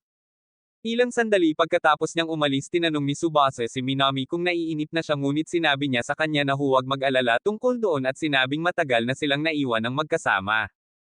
Dahil dito napagtanto ni Tsubasa na hindi pa rin siya nasasanay sa kanyang nakamamatay na card sa mukha ngunit pagkatapos ay hinailan niya ang kanyang upuan palapit sa kanya upang ipakita sa kanya ang isang makeup tutorial video. Matapos magpanggap na naiintindihan kung ano ang pundasyon sinabi niya na gusto niya kung gaano kaganda ang hitsura ng kanyang makeup. Pagkatapos ay itinanong niya kung gaano kalaki ang atensyon nito sa kanya at agad niyang itinanggi ito bago sabihin na iginagalang niya ang halaga ng dedikasyon na mayroon siya para dito. Dahil sa narinig na iyon mas maraming paru-paro ang nararamdaman ni Minami kaysa sa karaniwan kaya sinabi niya sa kanya ang tungkol sa kanyang pangarap na tulungan ang lahat na maging maganda sa pamamagitan ng pag-aaral patungkol sa makeup at maging sa pag-aaral sa ibang bansa. Pagkatapos niyang purihin siya sa pagkakaroon ng labis na ambisyon tinanong niya kung gumagamit siya ng anumang mga produkto ng pangangalaga sa balat at samandal upang tingnan ng mabuti ang kanyang balat bago tanungin kung maaari niyang gawin ang kanyang pampaganda. Sinusubukan niyang umatras ngunit pagkatapos ay nagpa siya itong tulungan siyang magsimula sa pamamagitan ng paglalagay ng kanyang lip balm. Habang hawak niya ito sa pwesto at nakasandal niloloko niya ang kanyang sarili na makita ito bilang kanilang unang halik ngunit napunta si Matsuo sa party para sabihin sa kanila ang tungkol sa isang bagong lugar na may toneladang isda. Makalipas ang ilang minuto sa wakas ay nakahuli sila ng isang buong bangkos at agad nilang sinimulan ang pagprito para kainin. Matapos kumain si Tsubasa ng kanyang unang kagat at pumasok sa pangalawang dimensyon naglabas si Matsuo ng ilang lutong bahay na pagkain para masiguradong mas na-enjoy niya ito. Kinabukasan nagkasakit si Tsubasa sa kama habang ang patuloy na pagkakalantad sa nyebe sa wakas ay naabutan siya. Sa sandaling iyon nag-text si Sayuri upang suriin siya at pagkatapos niyang pumayag na makipaglaro sa kanya pagkatapos gumaling pumasok si Kaned upang ihain sa kanya ang ilang lugaw. Pagkatapos ay sinabi niya sa kanya na si Rina ay dumating at tumakbo pabalik sa bahay upang kumuha sa kanya ng isang bote ng tubig pagkatapos marinig ang tungkol sa nangyari. Pagkatapos sabihin iyon kailangan niyang patakbuhin ang ilang mga gawain at siguraduhing magiging okay siya mag-isa. Umalis si Kaned ngunit sa lalong madaling panahon ay pinagsisihan niya ang pag-alis nito habang nagsisimula siyang makaramdam ng kaunting kalungkutan. Sa susunod na sandali nakita niya si Minami na pagkatapos ay ipinaliwanag na pinapasok siya ni Kaned upang bantayan siya. Nang makita kung gaano siya kaganda sinubukan ni Tsubasa na gambolain ang kanyang sarili ngunit bigla siyang sumandal upang suriin ang temperatura nito gamit ang kanyang ulo at binigyan siya ng mint pagkatapos upang makatulong sa lamig. Matapos itong makatulong sa kanyang paghinga humingi siya ng paumanhin sa pagkakasakit sa kanya at sinabing lahat iyon ay dahil patuloy niya itong ginagawang isda bago sabihin na handa siyang gawin ang anumang gusto niya. Sa sandaling iyon ang kanyang ulo ay nagsimulang umikot kaya siya ay bumagsak muli sa kama at tinakpan siya nito bago nagtanong kung mayroon pa siyang gusto. Habang dahan daw ang inaanod na gawa niyang hawakan ang braso nito at sinabing gusto niya itong manatili sa tabi niya kaya hinawakan niya ang kamay nito. Kinaumagahan nawala ang lagnat niya kaya nag-text siya kay Minami para pasalamatan siya sa pagpunta nito at tinanong kung may nangyari sa pagitan nila dahil parang hindi niya maalala. Matapos sabihing hindi binalikan niya ang kanyang natutulog na mukha at hinihiling na sana ay manatili silang ganoon magpakailanman. Sa simula ng sumunod na linggo natapos na ang taglamig at nakita na talaga ni Tsubasa ang kalsada sa unang pagkakataon mula noong lumipat sa Hokkaido. Habang nagsisimula siyang magtungo sa paaralan nakita niya si Minami na naghihintay sa intersection at nagulat siya dahil mas matagal bago makarating sa paaralan mula sa kanyang lugar na nangangahulugang sinadya niyang pumunta dito para hintayin siya. Noon lang nakita niya siya at tuwang-tuwang tumakbo para hawakan ang braso nito bago siya tinawag na hamak para sa paghihintay sa kanya sa lamig. Kapag tinanong niya kung bakit hindi niya sinabi sa kanya bago lumabas sinabi niya na ang lahat ay upang mahuli siya bago magtanong kung siya ay nahihirapan pa rin sa anumang lagnat. Pagkatapos ay ipinaliwanag niya kung paano siya pinilit ni Kaned na matulog ng maaga nitong mga nakaraang araw upang matiyak na hindi na siya muling magkakasakit. Pagkatapos niyang sabihin iyon mas dapat niyang pakinggan si Kanad. Inamin ni Minami na gusto niyang gumugol ng maraming oras sa kanya at iyon ang nagpapabilis ng tibok ng kanyang puso na madali niyang napapansin. Pagkatapos ay nagsimula siyang magsalita tungkol sa lagay ng panahon at ipinaliwanag kung paano malamang na namumulaklak ang mga puno ng cherry blossom sa Tokyo. Pareho silang patuloy na nag-uusap tungkol sa lagay ng panahon at sinusubukang alamin kung kailan mamumulaklak ang mga cherry blossom ng Hokkaido hanggang sa ipaalala sa kanya ni Tsubasa na babalik sila sa mga bagong klase sa paaralan. Pagkatapos ay napansin niya ang biglaang pagbabago ng mood ni Minami bago niya sabihin sa kanya ang tungkol sa isang bulong-bulungan na narinig niya na ang paaralan ay naghihiwalay ng matatalinong bata mula sa mga pipi sa tuwing mag-reassign sila ng mga klase. Matapos sabihin na ang paghihiwalay ay maaaring maging sanhi ng paghinto niya sa pakikipag-usap sa kanya, isiniwalat niya na ito ang dahilan kung bakit siya lumabas ng maaga upang sumama sa kanya. Para gumaan ang pakiramdam niya, ipinangako nitong bibisitahin siya kahit magkahiwalay sila. Ngunit dahil ito ay nagdudulot sa kanya ng kahihiyan, lumiwanag ang kanyang kalooban kaya ipinagpatuloy niya ang panunukso sa kanya hanggang sa makarating sila sa paaralan. Matapos makitang muli silang nakapasok sa parehong klase, natuwa si Tsubasa at lalong nadagdagan ang kanyang kaligayahan nang magpakita si Sayuri at sinabing nakapasok din siya sa parehong klase kasama nila. Nang makita ni Tsubasa si Rina, nagpakita si Matsuo para maglakad papunta sa klase kasama nila at nasa sabik din siyang gumugol ng isa pang taon na magkasama.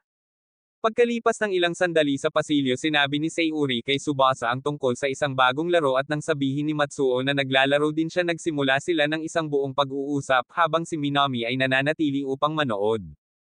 Pagkatapos nilang lahat ay maupo sa kanilang mga upuan, isang bagong guro na nagngangalang Misa ang nagpakilala bago sabihin na kailangan nilang pumili ng pangulo ng klase. Nang hindi ito pinag-iisipan, hinirang ni Matsuo si Tsubasa at parehong sinusuportahan siya ng mga babae. Ipinaliwanag ni Misa kung bakit siya magiging isang mahusay na presidente ng klase at pagkatapos matiyak na okay siya dito, opisyal na siyang ginagawa ni Misa bilang pangulo. Sa sandaling hiningi ni Misa ang sinumang interesadong maging vice-presidente, itinaas ni Minami ang kanyang kamay upang kunin ang pwesto at walang ibang nag-abala na makipaglaban para dito, kaya dinala ni Misa ang dalawa para gawin itong opisyal. Nang maglaon ng gabing iyon, tinawagan ni Tsubasa si Sayuri para sa isang nakakakuha ng aralin at sinabing naghihintay siya ng pagkakataon na gamitin ang kanyang console, kaya tinanong niya kung lagi niya itong nakuha. Nang ipaliwanag niya kung paano niya ginugol ang mga nakaraang linggo sa pag-iipon para dito, humihingi siya ng paumanhin sa paggigiit sa kanya at sinabi niyang naisip niya na ang lahat ay karaniwang may nakahiga sa bahay. Pagkatapos niyang sabihin na hindi ito problema, itinanong niya kung bakit palagi siyang sumusubok sa mga bagay na hindi niya nakasanayan at sinabi niya na ito lang ang paraan para makaranas siya ng mga bagong bagay. Sa sinabi nito, nag-login sila sa laro at dinala siya nito upang makita ang mansyon na ginugol niya noong nakaraang ilang linggo sa pagtatayo. Nang bigla niyang sabihin iyon, siya ang unang taong kinuha niya upang makita ito, nagpasya siyang bayaran ang pabor sa pamamagitan ng pagdala sa kanya upang makita ang kanyang baguhan na antas ng kubo at pagsasabing maaaring tumagal siya ng mga edad upang makarating sa kanyang antas. Gayunpaman, nag-aalok siya na tulungan siyang mag-level up ng mabilis hanggat maaari at dinala siya sa isang bundok bago sila gumugol ng ilang oras sa pangangalap ng mga materyales at pagtatayo. Kapag sa huli ay nagmungkahi siyang magpahinga, pinasalamatan siya nito at tinawag siyang isang kamangha-manghang tao para sa pagkakaroon ng napakaraming karanasan sa paglalaro, ngunit sinabi niyang walang espesyal tungkol sa pagiging guman sa mga screen. Sinabi pa niya na siya lang sa grupo ng kaibigan ang may boring na buhay dahil kahit si Matsuo ay nagkaroon ng sapat na bola upang bigla siyang i-nominate bilang presidente ng klase. Matapos siyang pigilan sa pag-aalipusta tungkol sa sarili, ipinaalala niya sa kanya na marami na ang nagbago sa kanyang pagkatao mula noong una silang magkakilala. Ang pag-alala sa lahat ng dahilan na napagtanto niya na siya ang dahilan sa likod ng lahat ng ito, ngunit habang sinusubukan niyang sabihin ito na kumpleto ang kanyang plano sa pagtatayo, kaya nagpasya siyang itago ito sa kanyang sarili. Nang sumunod na hapon, nagpunta sina Tsubasa at Minami pagkatapos ng klase upang ayusin ang mga printout, ngunit hindi siya komportable sa madilim na bulwagan, kaya sinabi sa kanya ni Minami na maaari nilang gawin ang anumang gusto nila. Sa halip na samantalahin ang pagkakataong bunutin ang kanyang espada, pinasalamatan niya ito sa pagiging vice-presidente at sinabing nakakagulat ang desisyon niyang kunin ang trabaho. Nang tanungin niya kung sa tingin nilang lahat ay hindi niya ito magagawa, ipinaliwanag niya na hindi ito isang bagay na karaniwan niyang ginagawa. Pagkatapos niyang sabihin na ginawa niya ito para maging malapit sa kanya, sinabihan siya nito na huminto sa paglalaro, ngunit bigla siyang lumapit at sinabing sinadya niya ang bawat salita. Maya-maya lang dumating si Misa upang tingnan ang mga ito kaya ibinigay nila ang mga printout at nagpasalamat siya sa mga ito sa pagiging responsable bago umalis. Makalipas ang ilang sandali lumabas silang dalawa ngunit napansin ni Tsubasa ang biglaang pagbabago ng mood ni Minami at sinubukang alamin kung ano ang nangyari. Sa susunod na sandali ipinaalala niya sa kanya ang paparating na Golden Week at sinabi sa kanya na panatilihing libre ang isang buong araw para sa kanya dahil mayroon siyang mahalagang sasabihin sa kanya. Makalipas ang ilang araw gumising siya ng maaga para maglagay ng pinakamagandang pampaganda habang hinahanap niya ang istasyon ng tren kung saan niya hiniling na makipagkita at maghintay. Makalipas ang ilang minuto hinatid ni Mei si Minami sa istasyon at sinabihan siyang tumawag kung may mangyari bago purihin ang kanyang hitsura. Makalipas ang ilang sandali nahanap niya si Tsubasa at humingi ng paumanhin sa pagpapalabas niya ng maaga ngunit sinabi niyang hindi ito problema dahil hindi siya makatulog gaya ng dati. Pagkatapos ay tinanong niya kung malayo ang lugar na pupuntahan nila dahil hindi niya sinabi sa kanya kung nasaan ito ngunit pagkatapos sabihin na sekreto ito sinabi niya sa kanya na ang paglalakbay ay maaaring tumagal ng ilang oras. Nang makita ang pagkabigla sa mukha nito ipinangako niyang gagawin itong parang ilang minuto sa pamamagitan ng maliit na usapan. Ngunit ilang minuto lamang sa pagsakay sinubukan niyang ipakita sa kanya ang isang grupo ng mga kabayo at nakitang nakatulog na siya. Iyon ay nagpapaalala sa kanya ng unang pagkakataon na tumambay siya sa kanyang lugar at kailangang manood ng pelikula ng mag-isa dahil sa kanyang pagkagumon sa pagtulog. Habang sinusubukan niyang mag-focus sa kahangahangang tanawin sa kanayunan nagsimula siyang magising at ang araw ay tumama sa kanyang mukha sa isang anggulo na nagdedeliryo sa kanya hanggang sa punto kung saan tinawag niya itong pinakakahangahangang bagay na nakita niya. Nang biglang lumiwanag ang mukha nito napagtanto niyang hindi iyon ang kanyang panloob na boses at sinusubukang humingi ng tawad ngunit sinabihan siya nito na huwag mag-abala kaagad bago sila makarating sa kanilang hintuan. Pagkatapos sabihin sa kanya na kailangan nilang sumakay ng bus para makarating sa espesyal na lugar iminumungkahi niya na lumihis muna. Kaya't nagrente sila ng mga bisikleta at tuwang-tuwa siyang sumakay sa bayan habang siya ay sumusunod sa likuran at pinagtutuunan ng pansin ang kanyang mga cake. Makalipas ang ilang minuto nakahanap sila ng restaurant at dinadala ang kanilang taste buds sa ibang dimensyon habang kumakain sila ng bean paste buns at pinag-uusapan kung gaano kasarap ang lasa nito. Matapos kumagat muli napansin ni Tsubasa na mas matagal na siyang nakatitig kaysa dati. Kaya tinanong niya kung ang ilan sa mga ito ay nahuhulog sa kanyang kamiseta ngunit inamin niya na gusto niya kung gaano kaganda ang hitsura ng kanyang mukha tuwing kumakain siya ng masarap. Habang ibinaling niya kaagad ang kanyang mukha upang itago kung gaano siya kahihiyan nakiusap siya sa kanya na harapin siya muli ngunit pagkatapos ay nagpasya siyang hatakin din ang kanyang puso at sinabing gusto niya kung paano niya ginagawang kamangha-mangha ang bawat pagkain sa pamamagitan lamang ng pagiging naruroon. Hindi tulad niya madali niyang tinatanggap ang papuri at nag-aalok na pakainin siya dahil mahilig itong kumain kasama niya. Makalipas ang ilang minuto magkasama sila sa isang tindahan at hiningi niya ang opinyon nito kung aling hairpin ang mas maganda sa kanya. Pagkatapos niyang pumili tumakbo siya para bilhin ito habang na-curious siya tungkol sa isang ipinangakong pulse earrings. Makalipas ang ilang minuto pinaikit niya ang mga mata nito habang dinadala siya sa isang parke na puno ng mga kulay rosas na bulaklak at halos hindi niya napansin na ang kanyang mga pitchel ay nagbibigay sa kanya ng masahe sa likod na hindi niya malilimutan. Nang sa wakas ay inalis na niya ang kamay sa mukha nito sa una ay naisip niyang nakarating lang siya sa langit ngunit ipinaliwanag niya na ito ay parke lamang para sa mga pamumulaklak at ipinaalala sa kanya ang pag-uusap mula sa unang umaga ng tagsibol nang magpahayag siya ng matinding pagnanais na makakita ng mga cherry blossom. Sa susunod na sandali ay tumalikod siya at nagsimula siyang isipin na ang lahat ng kulay rosas ay medyo marami. Kaya't tinanong niya kung gusto niyang umalis ngunit nilinis niya ang kanyang mga luha at sinabing hindi niya inaasahan na makakita ng napakagandang bagay sa Hokkaido. Pagkatapos niyang aminin na medyo emosyonal tungkol dito kinaladkad siya nito papunta sa parke para tingnang mabuti ang lahat bago sila humanap ng pwesto sa itaas para kumuha ng litrato. Habang patuloy niyang pinag-uusapan kung gaano kaganda ang lugar sinabi niya sa kanya na minsan lang niya itong nakita kasama ang kanyang pamilya maraming taon na ang nakalilipas at hindi man lang niya napagtanto kung gaano ito kahanga-hanga noon. Nang sabihin niya na ang makita ito na may kaunting mas aktibong mga cell sa kanyang utak ay marahil kung bakit ito mukhang maganda iniisip niya kung ang kanilang opinyon sa parke ay magbabago sa paglipas ng mga taon. Matapos sabihin na malamang na mas masahol pa siya kaysa kay Conid habang siya ay magiging mas mainit nakita niyang magkalapit ang mag-asawa at nagpas siyang magpa-picture kasama siya. Ang mga lumang lovebird ay gumugugol ng ilang minuto sa pagsisikap na gumana ang kanilang mga sira na mata bago tuluyang kumuha ng isang magandang larawan. Sa sandaling iyon nakita ni Ninami ang isang dambana at na-curious kaya't pareho silang umakyat para tingnan ng malapitan bago niya sabihin sa kanya na sikat ang dambana sa mga lokal na kababaihan dahil ipinagdarasal nila na pagpalain ang kanilang mga baby maker. Ang nakikita kung gaano siya napahiya ay lalo lang siyang naiintriga kaya tinanong niya kung gusto niyang bumalik sa dambana sa loob ng ilang taon upang makakuha din ng mga espesyal na pagpapala. Habang pinapaakyat siya nito sa hagdan para makapagbigay galang sila nagsimula siyang mag-isip kung anong uri ng relasyon ang magkakaroon sila kung magagawa nilang makipag-ugnayan sa mga darating na taon. Noong panahong iyon katatapos lang ni Rina ng isang maikling sesyon ng pag-aaral kaya tiningnan niya ang teddy na napanalunan ni Tsubasa para sa kanya at iniisip kung ano ang ginagawa niya.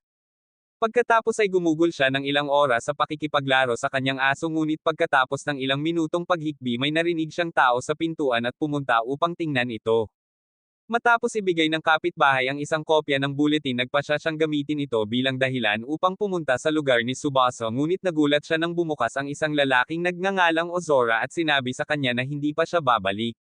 Bumalik sa parke nakita ni Ninami ang ilang mga tao na nakasakay sa mga go-karts kaya tinanong niya si Tsubasa kung gusto niyang subukan ito at ang kanyang ekspresyon ay naging dahilan upang mapagtanto niya na hindi pa niya ito nararanasan. Pagkatapos na dumaan sa isang snack stand para mabusog muli ang kanilang mga tiyan ipinakita niya ang kanyang mabilis at galit na mga kasanayan bago siya humawak ng gulong na parang lola na may masamang paningin. Pagkatapos ay gugugol nila ang natitirang bahagi ng araw sa pagsubok ng bawat posibleng aktibidad bago kumuha ng ice cream pagkalipas ng ilang oras. Habang sinisimulan niyang isipin kung gaano kasarap ang lasa nito nagpasya siyang magnakaw ng litrato at nagulat siya sa katotohanang hindi siya nagmumukhang masama sa mga larawan.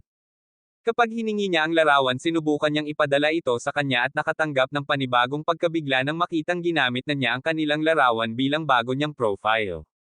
Agad siyang pumasok sa isang sesyon ng talamak na labis na pag-iisip ngunit pagkatapos kumbansihin ang kanyang sarili na sinusubukan lang nitong manggulo gaya ng dati naglabas siya ng isang bag at sinabing hindi niya maisip ang tamang oras para ibigay ito sa kanya.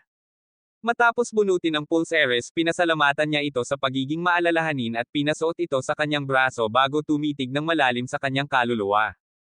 Kung paanong naabala siya ng isang tumatawa tinanong niya kung alam niya kung ano ang iniisip ng mga regular na tao sa kanila.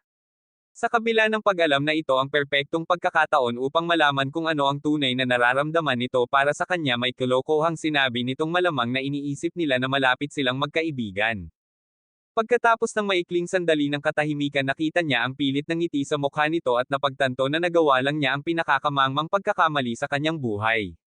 Nang magsimulang kumain sa kanya ang pagkabalisa nagpasya siyang ayusin ito sa pamamagitan ng pag-amin sa kanyang aktwal na nararamdaman ngunit bigla niyang sinabi na aalis siya sa Hokkaido sa isang linggo upang mag-aral sa ibang bansa. Habang nagpupumilit siyang tanggapin ang pagkabigla ipinaliwanag niya kung paano nagbigay sa kanya ang pakikipagkite sa kanya ng motibasyon na kailangan niya para seryosohin ang kanyang pangarap kaya naman nagpasya siyang lumipat. Ipinaliwanag pa niya na nahihirapan siyang makahanap ng tamang oras para sabihin sa kanya ang tungkol dito ngunit habang sinusubukan niyang magpasalamat muli sa kanya niyakap siya nito. Matapos pigilin ng mga luha umatras siya para magsalita ng iba ngunit laking gulat niya nang makita niyang tumulo ang luha sa mukha nito. Sa sandaling iyon ipinaalam sa kanila ng isang manggagawa na malapit na silang magsara kaya sinubukan nilang dalawa na sumakay sa huling bus ngunit sinabihan niya silang huwag mag-abala dahil wala ng mga bus na magagamit. Nang sabihin ni Minami na nakakakita pa siya ng lugar para sa isa pang sakay sa kanyang telepono ipinaliwanag ng ginang na malamang na ginamit niya ang schedule ng weekday na ibang-iba sa istruktura ng biyahe para sa katapusan ng linggo at holiday. Dahil wala na silang ibang opsyon sinubukan ni Minami na tawagan si Mai habang si Tsubasa naman ay tumatawag sa kanyang ama para ipaliwanag ang sitwasyon. Pagkatapos suriin ang distansya upang malaman kung posible bang kunin sila gumawa si Ozora ng mungkahi na nag-iwan kay Tsubasa sa estado ng pagkabigla. Nang sabihin niya kay Minami na nag-alok ang kanyang ama na magbayad para magpalipis sila ng gabi sa isang hotel na pinamamahalaan ng kanyang kaibigan na bigla rin siya ngunit napunta pa rin sa kanya ang kwarto. Upang masira ang yelo sinabi niya sa kanya ang tungkol sa oras na nagbiro silang lahat tungkol sa pagkakaroon ng sleepover at sinabing maganda na kahit papaano ay maranasan niya iyon kasama siya. Pagkatapos ay ipinaalala niya sa kanya na kailangan nilang kumain ng hapunan bago magsara ang restaurant kaya lumabas sila at kumain ng buong buffet salamat sa walang limitasyong balanse sa bangko ni Ozure. Sa pagbabalik sa silid tinanong ni Minami kung maaari ba muna siyang maligo at iyon ay nagpapaalala kay Tsubasa sa mapanganib na sitwasyon na kinaroroonan niya. Habang naglilinis siya sa shower ilang sandali sinubukan niyang kontrolin ang sarili ngunit nagsimulang magpantasya na makuha ang kanyang mga bola. Matapos ibalik ang sarili sa realidad binuksan niya ang TV para sa isang distraction ngunit gumawa ang channel ng isang dokumentaryo tungkol sa park na kakaalis lang nila kaya naalala niyang may isang linggo lang siyang makakasama bago siya umalis. Makalipas ang ilang sandali sa wakas ay natapos na si Minami ngunit nahanap niya itong mahimbing na natutulog kaya yumuko siya sa tabi ng kanyang kama upang manood at sumandal para sa isang banayad na halik bago kunin ang kanyang mga gamit at nag-iwan sa kanya ng isang tala.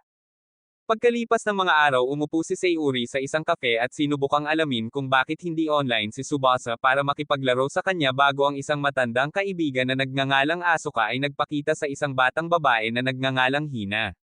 Pagkatapos makaupo sinubukan ni Asuka na gumawa ng mga plano kasama siya ngunit patuloy na tumatanggi si Sayuri na gawin ang anumang bagay na hindi nauugnay sa kanyang mga laro. Nang tanungin ni Hina kung mayroon na siyang espesyal na taong mas gusto niyang makasama sinubukan siya ni Asuka na kulitin tungkol dito at nagalit siya bago makita si Minami na may dalang travel bag. Sa parehong oras nagpakita si Rina sa lugar ni Tsubasa upang magbahagi ng ilang natirang dumplings ngunit nang tanungin siya nito ipinaliwanag ni Ozora na siya ay nakakulong sa kanyang silid sa nakalipas na ilang araw. Noon nakuha na ni Sayuri ang buong rundown mula kay Minami at nagalit na hindi niya sinabi kay Tsubasa ng mas maaga.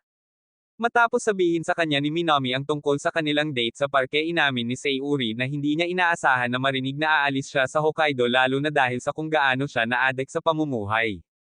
Sumang-ayon si Minami na gusto niya ang bawat sandali na kasama nila ngunit sinabi niya na habang pinapanood niya sila sa huling 2 buwan na pagtanto niyang lahat sila ay may mga bagay na kinagigiliwan nila habang ang kanyang buhay ay umiikot sa pagiging overstimulated hottie. Pagkatapos sabihin niyon gusto niyang mag-aral ng makeup para balang araw ay maging kasing cool ng iba sa kanila. Nakita niya si Mai sa kabilang kalsada at nagpas siyang umalis kaya inalok siya ni Sayuri na ihatid siya palabas. Pagkatapos ay sinabihan siya ni Minami na tumuon sa mga kaibigan na dumating upang gumugol ng oras sa kanya kaya naisin siya ni Sayuri ng ligtas na paglalakbay bago siya umalis. Pagkatapos magpadala ng text kay Tsubasa upang ipaalam sa kanya na papunta si Minami sa airport nagpa siya si Sayuri na ihinto ang laro ng isang beses at pumayag na pumunta sa isang lugar ng karaoke kasama sina Asuka at Hina. Samantala kinaladkad lang ni Tsubasa ang sarili sa sahig ngunit nagpupumilit pa ring lumabas ng kanyang silid habang inaalala niya ang nangyari noong siya ay nagising sa hotel at binasa ang apology note na iniwan niya bago umalis. Nang makitang ginugol na niya ang mga huling araw sa pag-iwas sa kanya sinisikap niyang kumbansihin ang kanyang sarili na ang hindi pagkikita ay para sa ikabubuti. Ngunit pagkatapos na mahulog ang kanyang hairpin sa kanyang bag nagpa siya siyang isuot ang kanyang big boy na pantalon at tumakbo sa Bay Ozora para sumakay.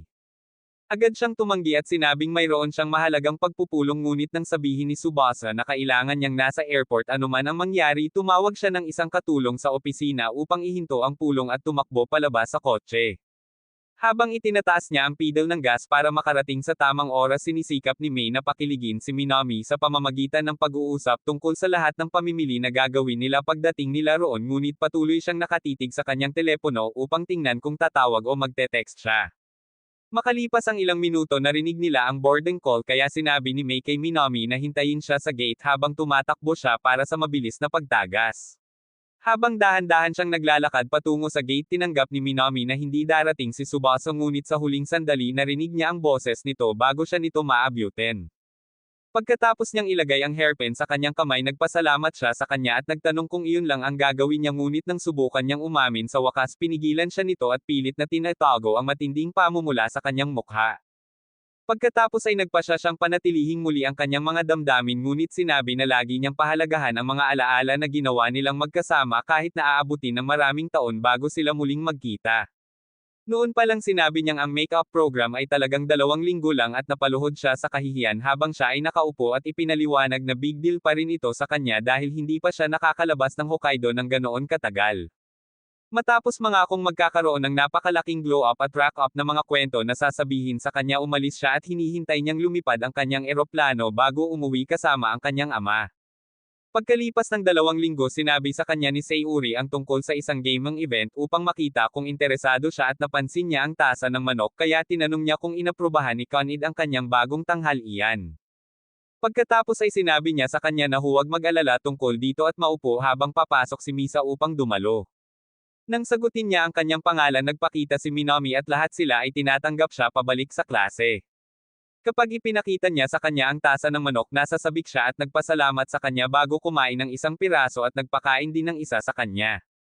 Noon lang ipinaalala ni Misa sa kanila na masyadong maaga para maging role-playing Romeo at Juliet ngunit pagkatapos niyang sabihin sa kanila na makita siya mamaya at maglakad pabalik sa harapan ng mga lovebird ay patuloy na bumubulusok sa isa't isa.